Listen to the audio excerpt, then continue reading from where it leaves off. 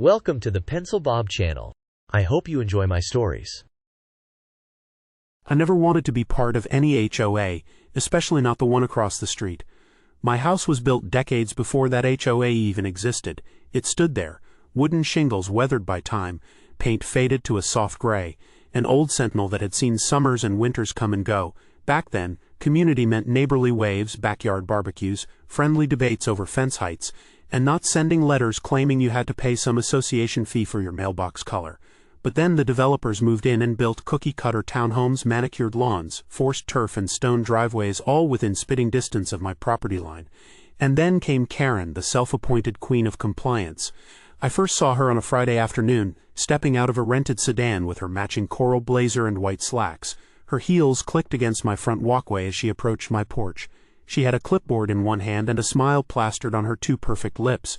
"Hello," she chirped, extending a hand as if she'd known me for years. She had that kind of energy, overstated, forced. "I'm Karen Elsmore, president of the Rosewood Heights Homeowners Association. We'd love to have you as a member." I narrowed my eyes. I unlocked my screen door, careful because I've learned over the years how these interactions go, and said, "I'm not interested." Karen tilted her head, puzzled. "You live right here, right across from Rosewood?" "Yeah," I said, crossing my arms. "My house is older than your entire development. It predates any HOA boundary. So no, I don't want to join." She blinked for a moment, as if surprised I dared speak that way. Then she tucked her clipboard under her arm and offered, "Well, our community thrives when everyone participates. We host monthly meetings, neighborhood events. You'll make friends." I sighed. "Listen, Karen, I appreciate what you do, but this is my home and I'm happy living on my terms. No membership fee, no rules about my mailbox or my trash cans. If you want to plant flowers or paint signs, go ahead. But I'm not joining. Understood?" Karen's smile faltered for a split second before she recovered. "Of course, but you'll want to stay informed. I'll leave you a packet of information, just in case." She tapped a brochure on my coffee table and left as quickly as she arrived. I watched from the window, arms still folded. The packet sat on my table for 2 days until I dropped it into the recycling bin. Then came the letters. One bright morning a week later, I checked my mailbox and found a thick envelope stamped in bold letters, "Notice of Membership Requirement." Inside was a contract with fine print so dense I had to squint. It claimed I was automatically enrolled based on municipal boundary updates, approved by the HOA board. Included was a section about potential fines for non-compliance. I flipped through the pages. Lines about architectural review, trash storage, lawn care, paint approval, even dog bark noise levels. I called Karen's number. She answered on the second ring. "How can I help?" she asked, her voice warm but with an undertone, like she expected a fight. "I got your letter," I said. "I'm not joining. The contract is null and void. My property never fell within your boundaries." She paused. "Our maps were updated 3 years ago, expanding the HOA's jurisdiction to include adjacent properties. The board voted unanimously. I wasn't notified of any vote. Legally, direct notice to homeowners is not required if you're adjacent property, but you can contest the membership." Her voice trailed as if she didn't expect me to challenge them. "Oh, I'll contest it," I said. "Meanwhile, don't send more of that garbage." She let out a small laugh. "I thought you might say that." I slammed down the phone. 2 days later, another letter arrived. A violation notice. It stated my mailbox color was not an approved shade of green. I looked at the rusty mailbox, the paint flaking off. My grandfather painted it that color. He said it would outlast any fad. I tossed the notice in the trash. A week after, I found a thick packet at my door.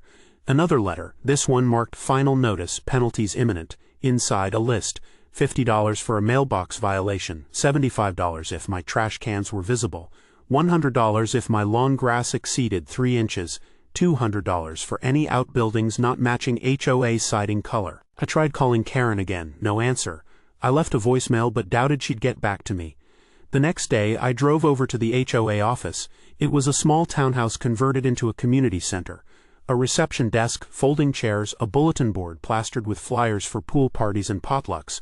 I walked to the front desk where a woman in a navy blazer looked up. "I need to speak to Karen," I said. The receptionist, a younger woman who looked like she just graduated from college, frowned. "Karen's not in at the moment." "Can I help? I have a dispute about membership and some violation notices." The receptionist hesitated. "She's tied up in meetings. You can leave your concerns in writing. There's a complaint form." I nodded. "Fine.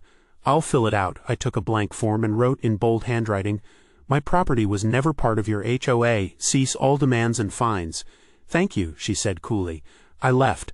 That evening I sat on my porch swing with a glass of whiskey trying to process how far they'd gone. My neighbor, Mrs. Campos, strolled by calling out, "Evening, Jim. Troubles?" "Just dealing with HOA nonsense," I grumbled. She shook her head. "They closed in on us soon as Rosewood went up. I'm barely hanging on." "You in that HOA," she winced. "They sent me a fine for my purple gnome collection. Can you believe that? I had to paint them green." I laughed. "You painted your gnomes green?" She shrugged. "It's cheaper than a lawyer." On a rainy Thursday morning a few weeks later I was inside making coffee when the door slammed. There stood Karen, drenched under her umbrella, eyes red, hair plastered to her face. She pulled off her glasses, peering at me as though I'd sprung from the ground. "You got another notice today," she said, voice low. I looked at the envelope on the counter. "Yeah, came this morning." She sighed, running a hand through her hair. "Look, Jim, I don't want to fight. Really, I don't. This is procedure, but there's a way to handle this without escalation." I shot her a look. "Procedure? You're telling me it's procedure to fine me for disagreeing with you, for existing? Come on." She glanced down, fiddling with her umbrella. "You're right. Maybe this could have been handled differently." She paused. "Listen, I'm asking you as a neighbor, consider joining. It's easier. We could drop the fines temporarily." I took a sip of coffee, feeling its warmth spread through me. "So you expect me to join to avoid your harassment?" "I'm not buying it." Her cheeks flushed. "I'm offering a compromise." "Your compromise is extortion," I said softly. "I'm not in your HOA. I never wanted to be. Stop acting like it's my fault." She stepped back, face hardening. "Fine, suit yourself." And she turned and left, slamming the door so hard I thought it might break. That was the moment I realized. Karen wasn't just a typical HOA president. She was on a mission. She wore her HOA badge like a title, her crown, and she wouldn't rest until I bowed down. 3 days later I got another notice, an official notice to cure. Said I had 7 days to comply with all violations or face legal action. It came with copy of a draft complaint the HOA's lawyers would file in small claims court for unpaid fines totaling $1,250. Among the charges, mailbox color, trash can visibility, unapproved bird feeder, and untrimmed hedges. I tossed that in the shred bin, and then I drafted my own letter. "Dear Karen Elsmore and board members, I maintain that my property is not subject to your HOA. You have no legal authority to fine me. I refuse to pay or comply. Do not contact me again regarding this matter. Sincerely, Jim Harding." I mailed that via certified mail and waited. Meanwhile, my mother fell ill. I got the call late one night. Her voice was weak, tremoring on the phone. "Son, I don't have much time. I need you here." And before I could argue, she hung up. The next morning I found a ticket to another country waiting on my kitchen island. The OSI, out-of-state investigation, no. Out-of-state invitation, no. It was just a reminder that life doesn't wait. I packed in a blur. I told Karen's HOA office I'd be gone for some time. I left my letter with my neighbor, Mrs. Campos, and asked her to keep an eye on things. The call came a month later. My mother had passed. My heart broke in a way I hadn't known possible. Funerals, condolences, legal paperwork. I did what I had to do. Then I saw the mail forwarding notice on the table. It showed my property address as Karen's mailbox. That's when I realized they had changed the mailing address. My old P.O. box had been revoked, supposedly because I hadn't paid HOA dues. Everything was cascading. Almost 6 months after I left, I returned. The plane touched down on a crisp autumn evening. My phone buzzed with messages from Mrs. Campos. "Found this in your driveway." She'd sent a photo. A bright yellow carded notice nailed to my door. "Property in default. Lien placed," it screamed out from the doorframe. My chest tightened. I drove down my familiar street expecting to see my home with its sagging porch roof and overgrown rose bushes from years past. But instead there was a small park, 2 swings, a slide with chipping paint, a set of monkey bars rusting in the twilight glow. The grass was too perfect, manicured. There was a bench, and right at the entrance a plaque reading, "The Karen Elsmore Community Playground." The world tilted sideways. I jumped out of my car. My legs felt like jelly. I approached the plaque and read her name etched in shiny letters. I felt bile rise in my throat as I stared at the swings, my home's footprint replaced by plastic and metal. I ran across the street to the HOA building. The lights were on and laughter drifted from within. Neighbors celebrating some fall festival. Inside I spotted Karen at the refreshment table dipping a grape tomato into hummus. She saw me and froze. Her face went blank. I marched over. "What did you do?" I yelled, so loud people turned. She straightened, her smile reappearing like a mask. "Oh, Jim, you're back." She glanced around, lowering her voice. "We were just discussing the community's plans for winter decor." I didn't buy it. "You lied. You forged documents and now you own my home. You turned it into a playground with your name on it. Explain that." Karen's lips twisted. "You ignored all our notices. We had no choice. We placed liens. The board approved the foreclosure. It's legal, I pressed forward. Foreclosure? You didn't even have a mortgage. You had a forgery. Her eyes flashed. You're in denial. The documents are valid. You should have come back and contested it sooner. Contest? You bulldozed my home while I was burying my mother, I spat. You're a vile excuse for a human being. Karen's cheeks flushed. She set down her plate and looked me in the eye. Mr. Harding, you were part of this HOA whether you liked it or not. You ignored every letter. This is on you. I felt my fists clench. This is on you. You used a crooked clerk, falsified signatures, and cheated me out of my inheritance. You took my sanctuary. Her mouth opened, then closed. If you want it back, sue us. Oh, I will, Karen. My voice was a growl. I'll see you in court and I'll make sure you pay for every penny and every second of what you did. She laughed, soft and mocking. I'll be waiting. I left before she could say more. My head was spinning. I drove by what used to be my home, snapped a picture of the swings against the fading light and called my attorney. Laura hadn't forgotten. They did what? She sounded livid. They took my house, Laura, turned it into a playground with Karen's name on it. All right, we're going to file immediately. No more waiting. This ends now. I hung up and stared at the swings. I thought about my mother's last words and how I never got to say goodbye a second time. I thought about the stories I'd tell at Christmas gatherings in that house, how my grandfather built that porch swing piece by piece. I thought about Mrs. Campos and how she painted her gnomes green. And I knew one thing. Karen had started a war without realizing how dangerous that war would be.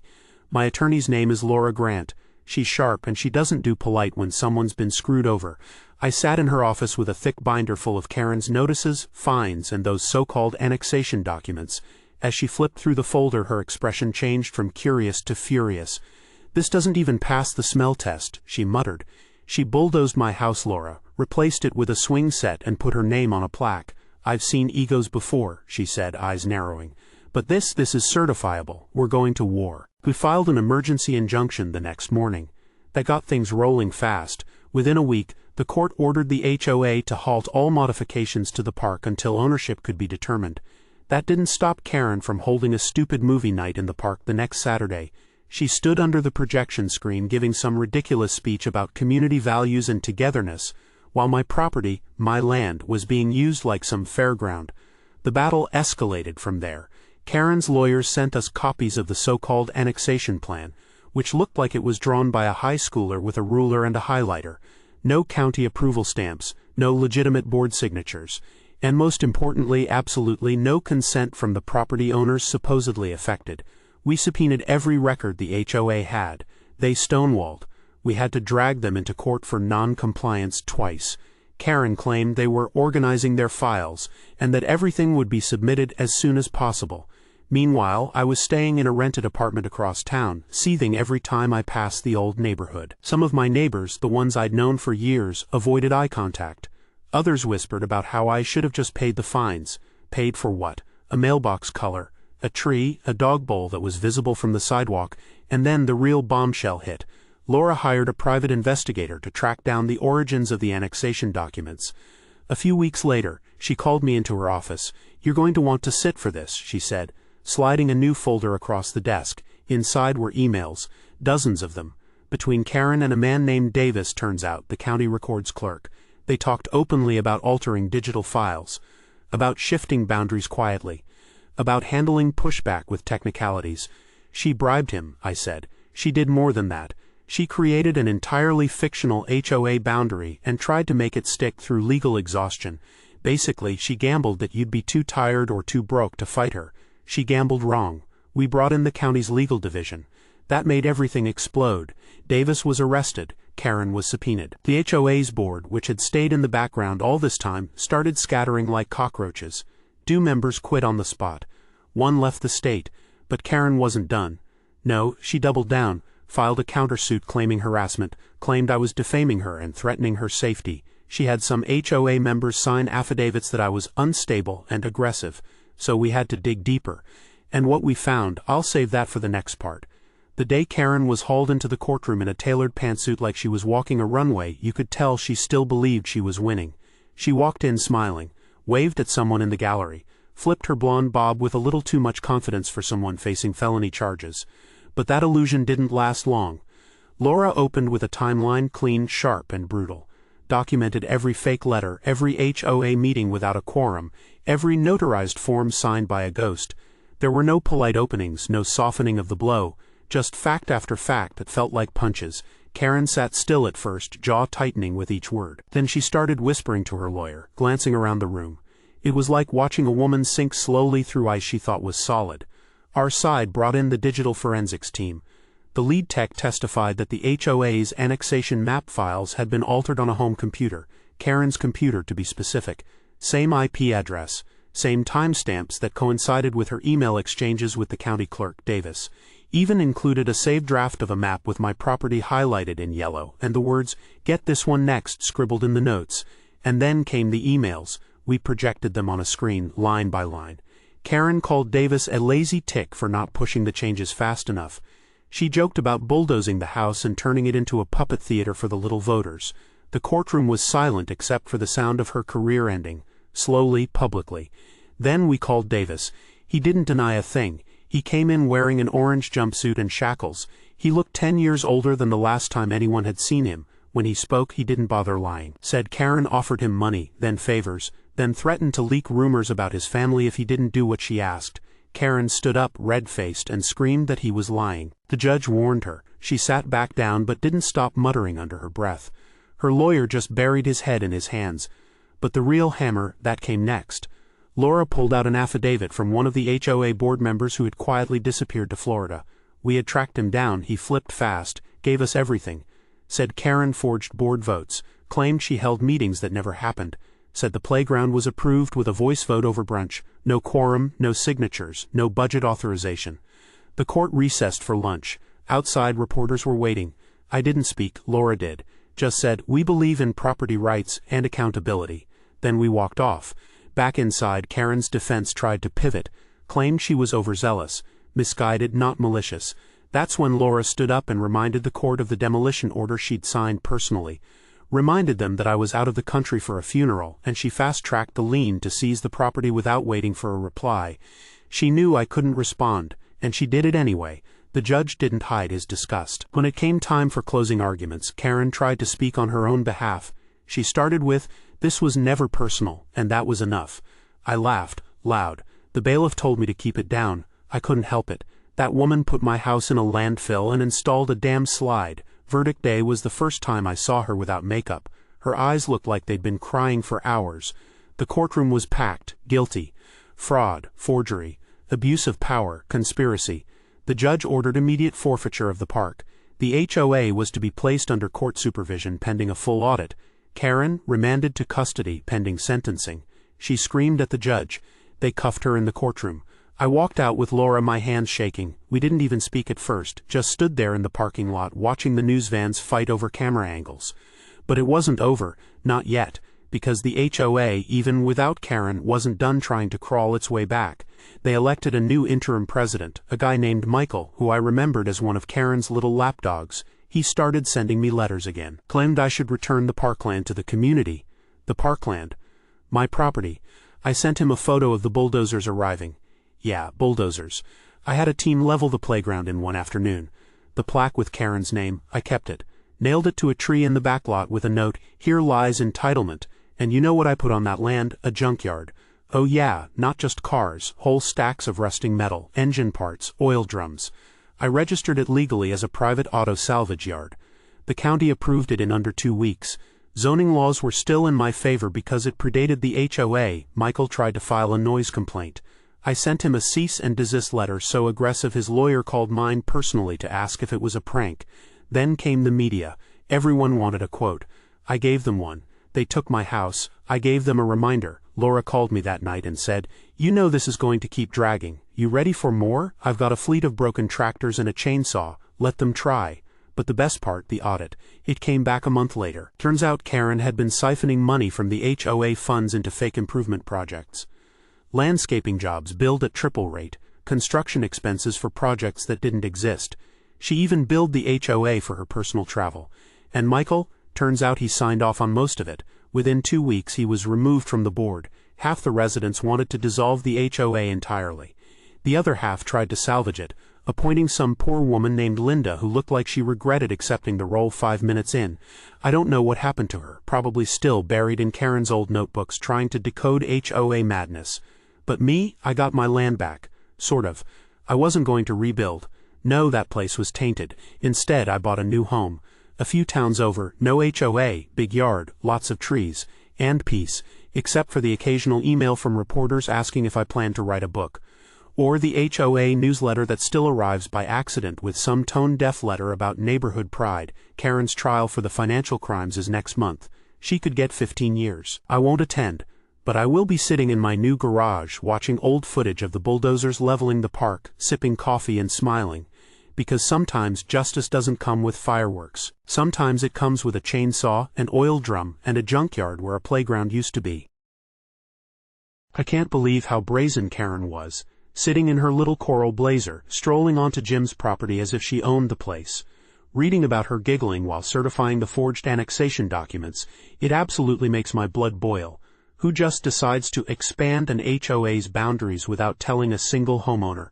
And then when Jim returned from burying his own mother, she laughed at him in her office like it was some kind of game, caroling about legal consequences when it was her fake maps that made this possible. Seriously, what kind of person does that? And the fact she had Davis, the county clerk, in her pocket, altering records? That's pure corruption, calling Jim's home community space and throwing a birthday party there on land she did not own. It's disgusting. HOAs are supposed to bring order, but this one is nothing but a power-hungry hornet's nest. I don't care if she claimed it was procedure. It's morally bankrupt, and I hope she rots behind bars. Anyone who thinks joining an HOA is a good idea needs to read this story. My jaw dropped reading how Jim's attorney Laura laid out Karen's entire conspiracy.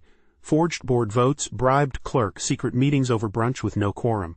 There's something especially vile about someone sneaking around behind closed doors, forging voices, inventing community benefits, just to steal a functioning home. Then, once Jim's land was hers, voila, a playground called the Karen Elsmore Community Playground. It's a sick joke. I mean, imagine coming home to colorful swings where your family memories once stood. And she laughed about it, as if Jim's grief over his mother meant nothing.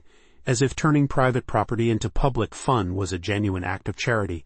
No, Karen's a predator, not a community builder. And the HOA's entire board letting her run roughshod. What a failure of governance. HOAs are supposed to oversee shared resources, not mastermind complete fraud. This nightmare would wake me up in a cold sweat. I'm so glad the judge saw through her garbage and sent her to jail.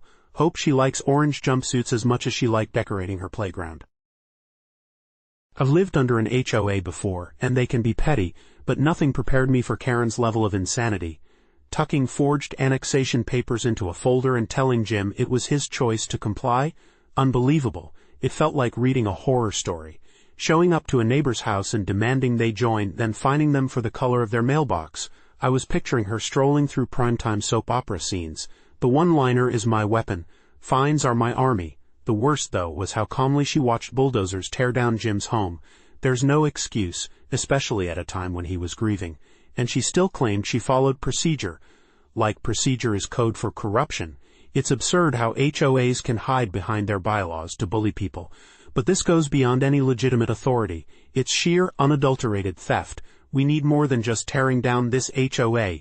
We need to dismantle the entire system that allows people like Karen to rig their communities in their favor. Kudos to Jim for winning in court. Her reign of terror ended. But her kind of villain still lurks behind every HOA door.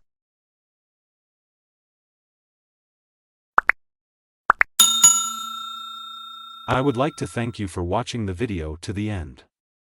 To encourage us to make more videos, please like, subscribe, comment, as well as share.